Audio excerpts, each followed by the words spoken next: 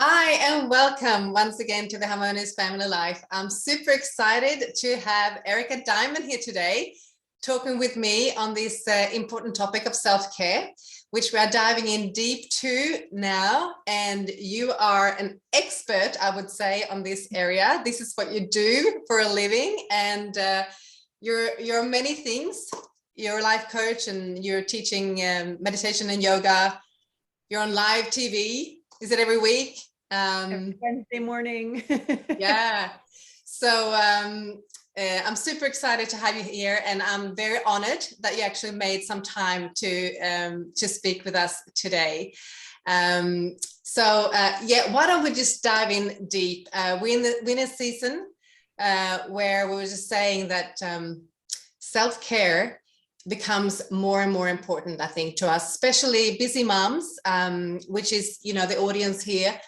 Find ourselves balancing everything, and especially now in this time with technology, it is difficult to find the space for ourselves. Yeah. So why don't you share a little bit about your journey and your thoughts about this? I will. So I'll share my journey second. I want to answer your question on these funky times we've been living in through now. Like, I can't believe almost 18 months, right? Since March, since we went on lockdown, COVID, this life-changing event.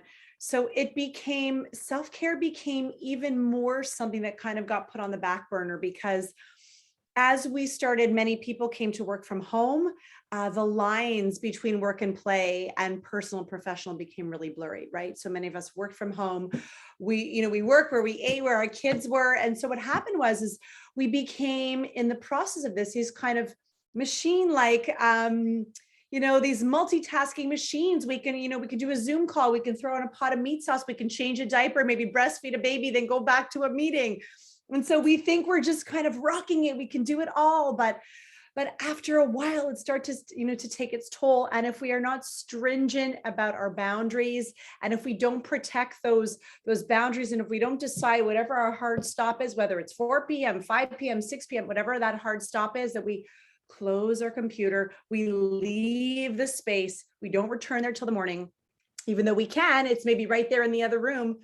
We leave it, and we allow kind of mom mode to take over.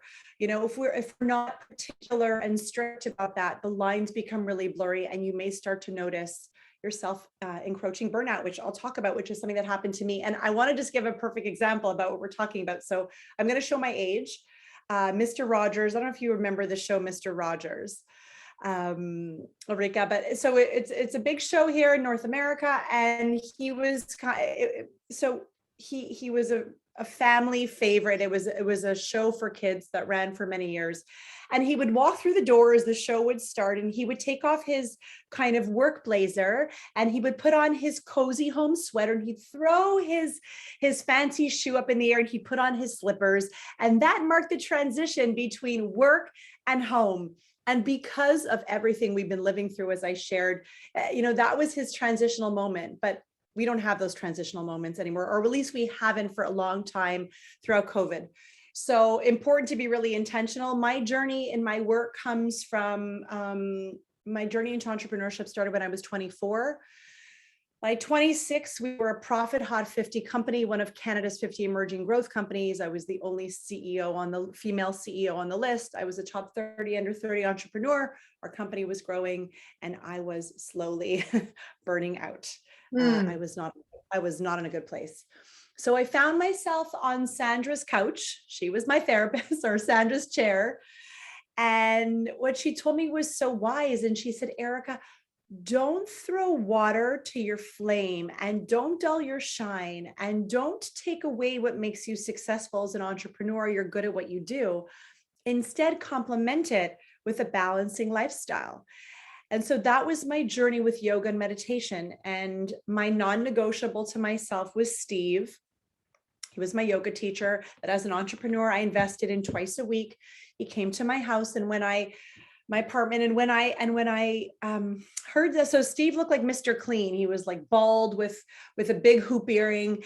And when I heard Steve talk to me, I was like a Pavlov dog. The minute I heard his voice, I was like, so relaxed. And he taught me how to live both worlds, which I think I do today, which is, we'll talk about that hustle flow culture, but not hustling, but I still live in that. I love what I do. I love to work. I love to be busy in that sense, but I'm very intentional with grounding myself and carving out moments to be still and silent and breathing and meditating.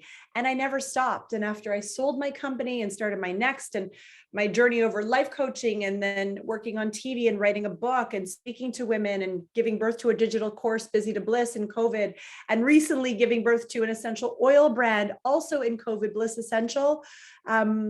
I've managed to always take care of myself. I mean, not every day is perfect. I feel tired and exhausted and frustrated, and I snap at my husband and my kids just like any other person does, like any other busy mom does. But I think I do it less because I'm very particular. I've learned to listen, like as Oprah said, listen to the whispers before they become a full blown kind of like frying pan smack over the head moment. So I think I've been intentional about listening to that. And so and that's my life's work, is people call me self-care guru, self-care coach, I don't know, whatever the hell you want to call it.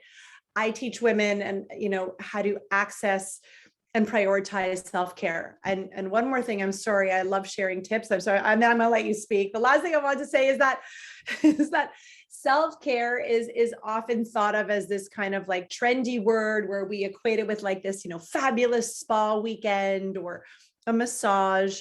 But the best pieces of wellness and self-care are free: walking, water, breathing, sleeping. These are the best ways for us to access self-care every day that is meaningful, that doesn't cost $1. Yeah. Oh, wow. Well, right there, you gave us tools. That's free. And this is what's so great. And this is what I want to talk about as well, that we actually get some real good tools, because it doesn't have to be so complicated. And I think that we are often the ones standing in the way for our own self-care. We complicate it. And what you just said, I love what you just said, go outside, breathe some fresh air, drink some water, and, those things, because also then you give yourself a little break, a little moment. And then I guess that's where you also then, as you said, you have to catch yourself.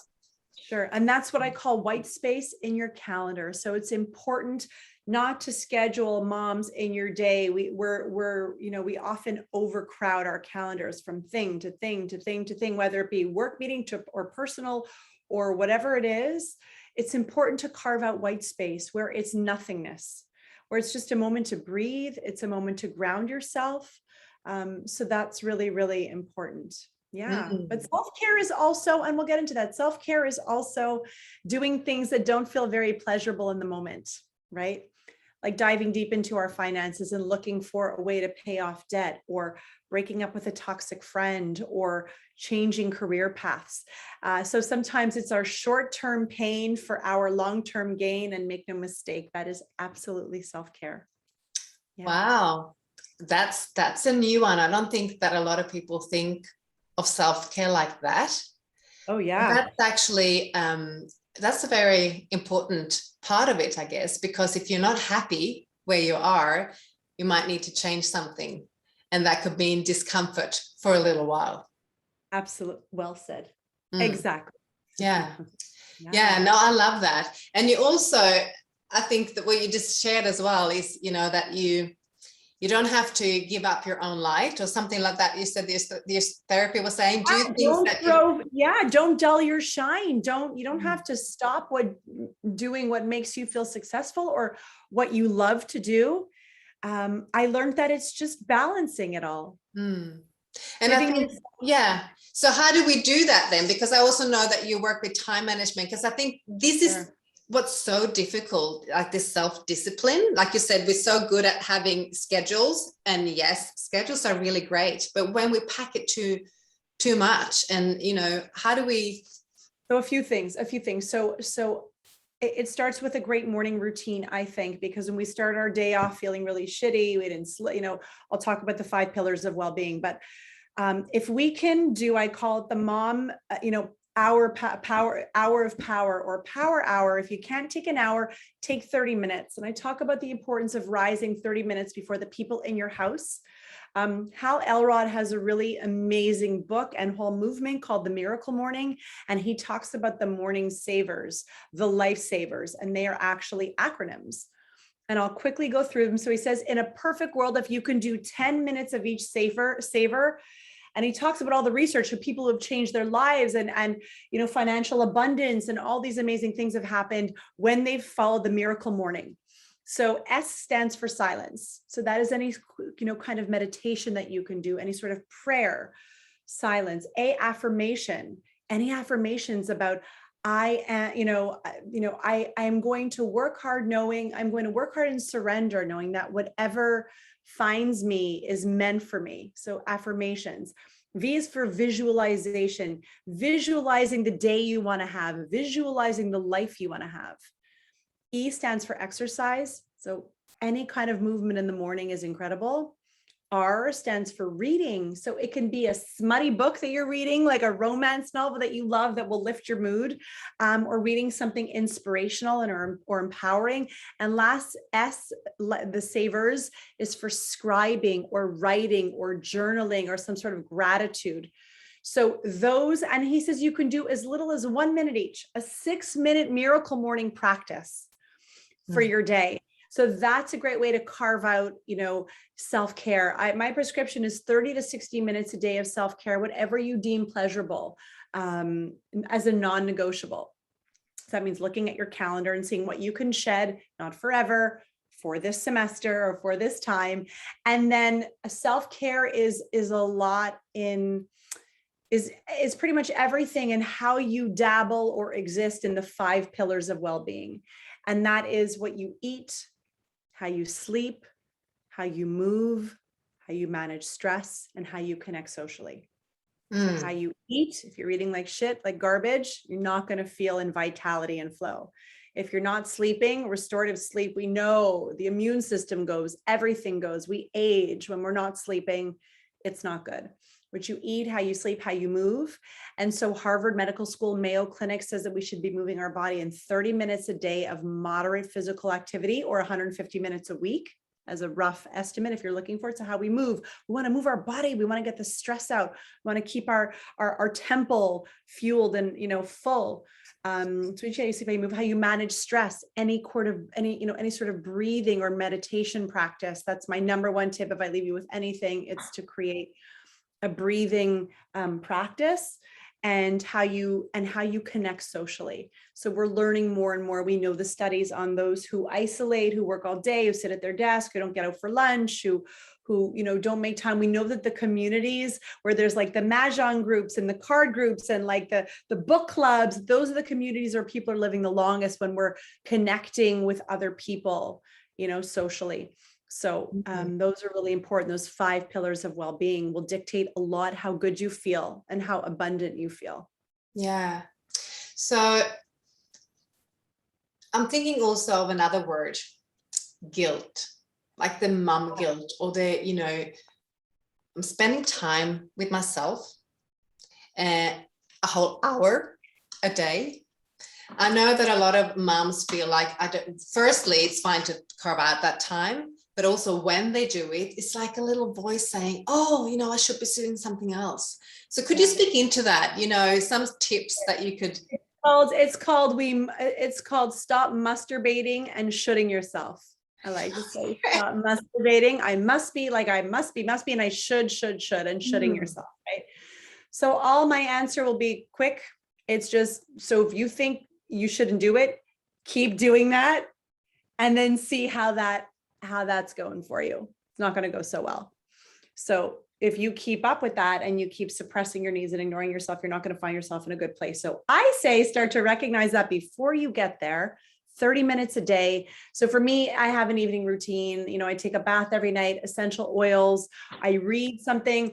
I have even, I love it, on ericadimond.com. I have an article that says the guilt, I forget what I called it. It was like the guilt list, or like the guilt-free list, or it was like like a list of things to watch or do that like you don't think are intelligent self-care things to do. It's like watch Bridgerton on Netflix or like Sex Life on Netflix, like those things. I have my doctors and my lawyers like watching the show Sex Life, and they're like, I feel so guilty for watching it. It's so good. And I'm like, there's no guilt. It's fun. It's escapism. I call it the escape list. So that's all part of pleasure and self-care, and doing the things that that feel light and loving instead of heavy and dark.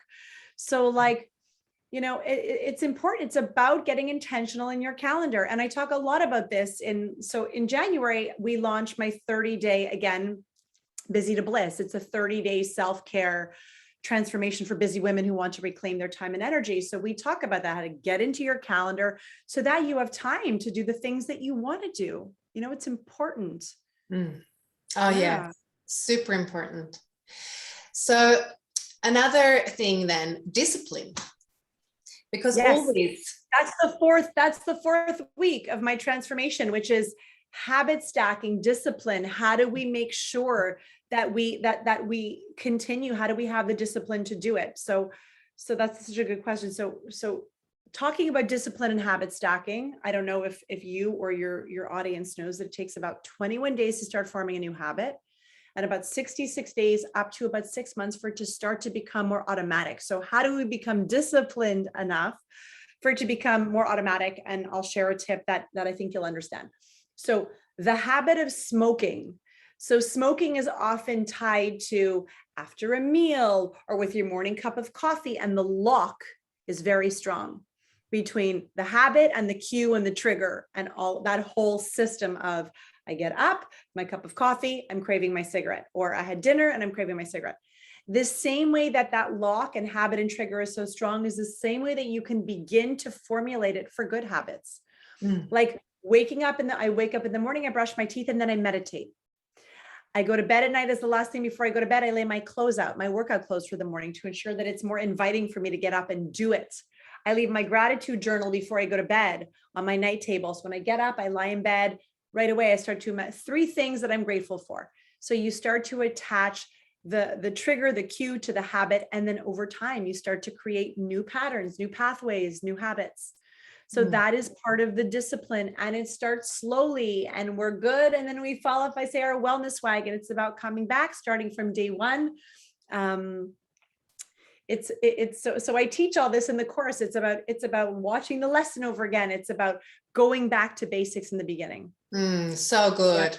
Yeah. So good. So be a little bit kind to ourselves as well. Yes. When we fall off our wellness wagon, practice compassion, some self-love. And those are hard. If our self-esteem is low, if we've been raised in trauma, it's not so easy to come back from the 8 ball. It's not so easy when we don't love ourselves. We don't carve out time. We don't practice self-love and self-care. And so the important thing to know is that you can course correct and change your life today, no matter where you've come from, no matter what you've experienced. So that's empowering and encouraging to women. Yeah. Wow. Yes, I love that. Like you can start today. Like it's a new moment, every moment, or every day is a new day. Yes. You actually have that possibility. You have that choice. Absolutely.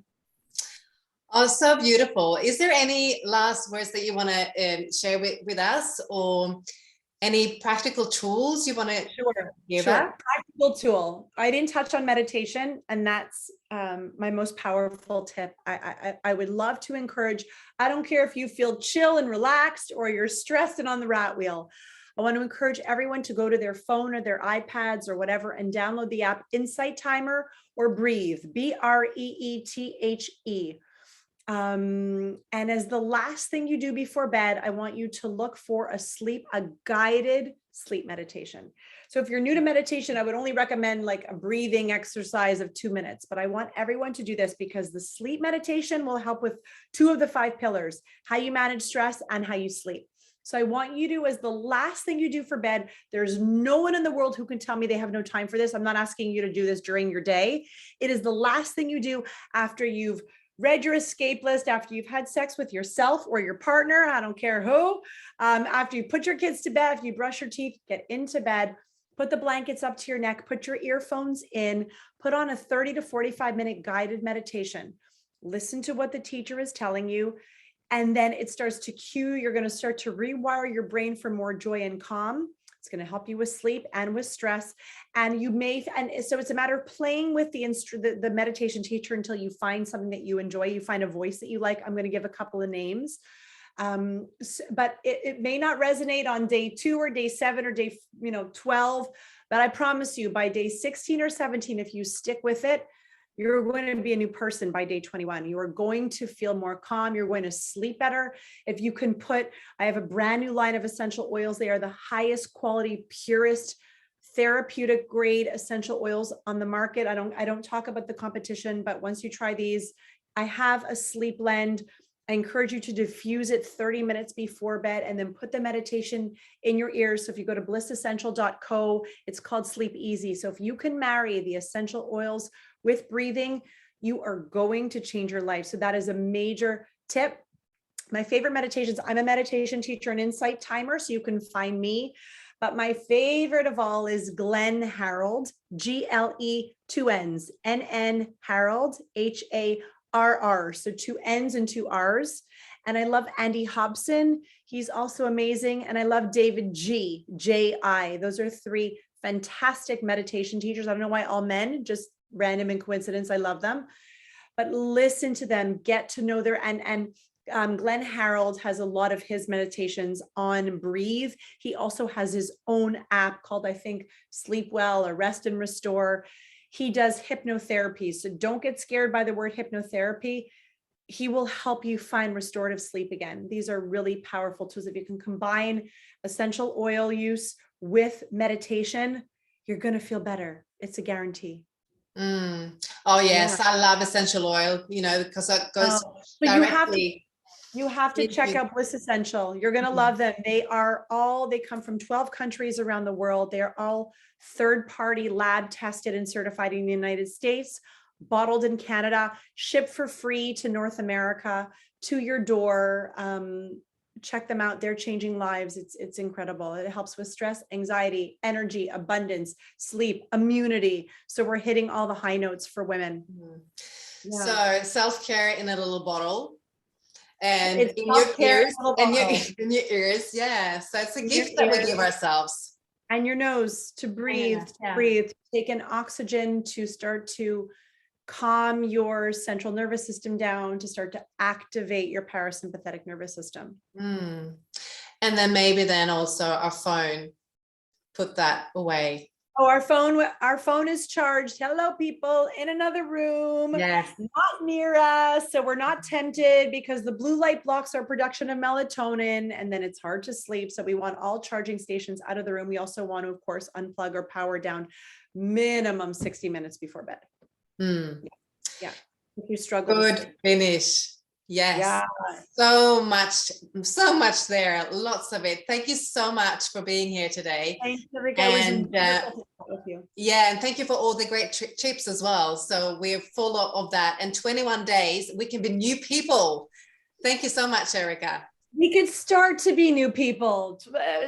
We could start to be new people. I want people to have patience with themselves. We can start to be new people. And that's a beautiful thing. Yes, absolutely. Yeah. Thank you so much.